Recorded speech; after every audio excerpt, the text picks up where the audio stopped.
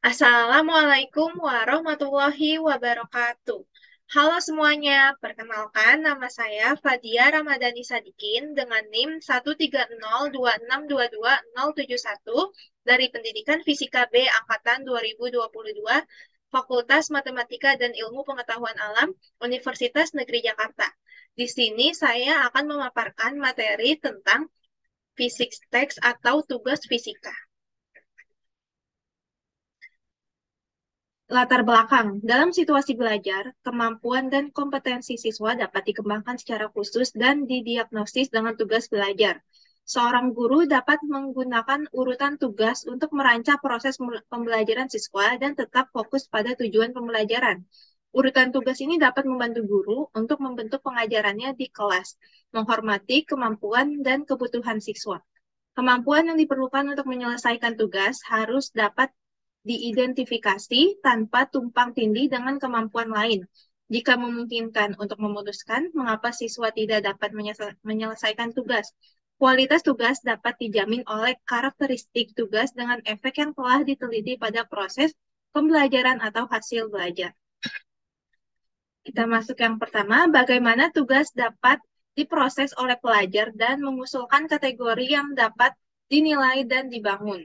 Untuk tujuan ini, pertama-tama kita membedakan tugas belajar dan tugas kinerja, serta tugas dan masalah. Kemudian menjelaskan penanaman tugas, pembelajaran, dan solusi masalah yang kompleks di kelas fisika dan situasi pengukuran kinerja.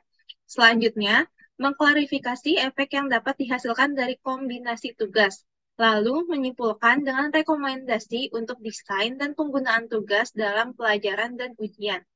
Tugas pembelajaran dirancang agar sesuai dengan fase tertentu dari proses pembelajaran. Next, dalam psikologi, belajar, tugas, dan masalah memiliki karakteristik yang berbeda secara mendasar. Mengapa? Karena masalah mengarah pada prosedur untuk mencapai hasil yang diberikan, dan tugas mengarah pada hasil prosedur penyelesaian yang diketahui. Proses penyelesaian membutuhkan sumber daya yang berbeda, seperti mengetahui konsep fisika yang diperlukan untuk menyelesaikan tugas, dan mengetahui prosedur penyelesaian untuk memecahkan masalah.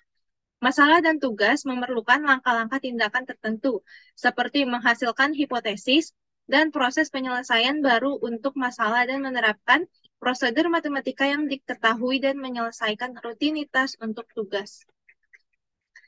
Kita masuk yang kedua, yaitu tugas fisika terstruktur dengan jelas sebagai instruksi langkah demi langkah dengan undangan kerja yang eksplisit. Tugas terstruktur dengan jelas sebagai instruksi langkah demi langkah dengan undangan kerja yang eksplisit dan seringkali dengan pertanyaan tentang produksi hasil perhitungan dan masalah hanya memberikan sedikit petunjuk yang berfokus pada situasi awal dan keadaan akhir. Spesifikasi masalah dinamis mengajak siswa untuk mengeksplorasi dan memodelkan situasi terlebih dahulu dan kemudian menemukan solusinya dalam sejumlah percobaan yang masuk akal. Next, solusi dari tugas harus ditemukan dan proses penyelesaian tugas harus diketahui. Mengapa? Karena untuk tugas dan masalah yang kompleks, misalnya melakukan eksperimen atau menerapkan konsep fisika, setidaknya ada satu asumsi tentang prosedur eksperimen yang tepat atau konsep fisika yang dapat menjadi masukan awal untuk pengembangan eksperimen atau aplikasi konsep. Karena kemampuan memecahkan masalah dan tugas bergantung pada suatu proses pembelajaran. Maka bagi individu siswa, soal fisika dapat menjadi tugas, dan tugas dapat menjadi atau memiliki ciri-ciri suatu masalah. Kita lanjut, peran siswa ini harus tahu bagaimana melakukan percobaan fisika. Contoh pertama dapat diterapkan sebagai tugas atau masalah. Setelah mengajar tentang superposisi dan kemandirian gerak, guru dapat memberikan tugas berikut. Lihat pada gambar untuk menawarkan kesempatan kepada siswa untuk menerapkan kedua konsep tersebut. Kemampuan siswa tidak hanya mempengaruhi tujuan pembelajaran di mana tugas atau masalah yang akan dipecahkan, tetapi juga karakter dari tugas atau masalah tersebut. Next, dalam tugas belajar, kesulitan ini dapat diperhitungkan dengan adaptasi komunikatif tugas dengan kebutuhan siswa. Mengapa? Karena teks tugas belajar dan tugas tes harus ditafsirkan oleh pembelajar dan bahkan informasi implisit tidak dapat dihindari untuk setiap siswa. Perbedaan individu yang mendasar harus diperhitungkan saat menyusun dan menerapkan tugas. Dalam hal tugas kelas, hal ini dapat dilakukan dengan alat bantu yang ditawarkan oleh guru. Dalam komunikasi interaktif, seperti yang biasa terjadi di kelas fisika, guru dapat menanggapi kesalahpahaman dan menyesuaikan tanggapannya jika terjadi kegagalan. Next, dalam banyak mata pelajaran, khususnya dalam fisika, representasi verbal dari model situasi dapat dialihkan menjadi representasi bergambar. Model situasi sudah berisi gagasan awal tentang koneksi dan proses.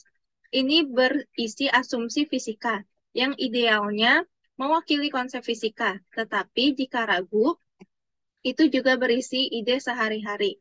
Untuk mendeskripsikan situasi fisika, pembelajar menggunakan model situasi seperti itu, tetapi mereka tidak dapat serta-merta mendeskripsikannya secara verbal.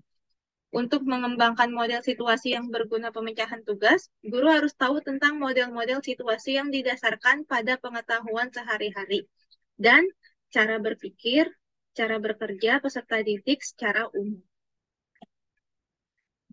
Kita masuk ke lingkungan pembelajaran digital, memberikan umpan balik dan memilih tugas selanjutnya sesuai dengan kemampuan belajar.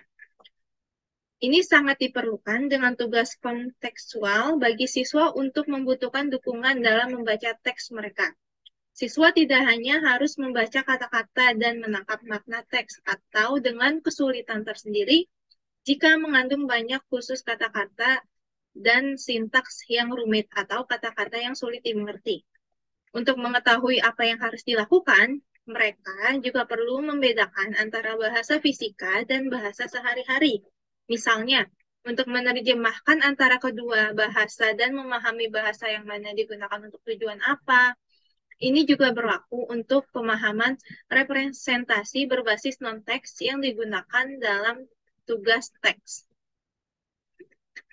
Kita masuk ke peran dan tanggung jawab guru dalam tugas fisika.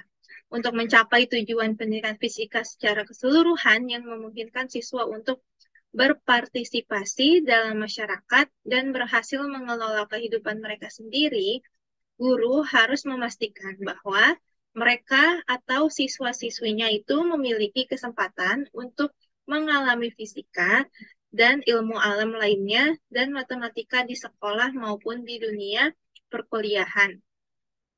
Hal ini melihat dunia dari pencerahan dan perspektif anti-mistis. Ini sangat penting pada saat penyebaran mistisme dan kepercayaan konspirasi di media sosial. Kita lanjut.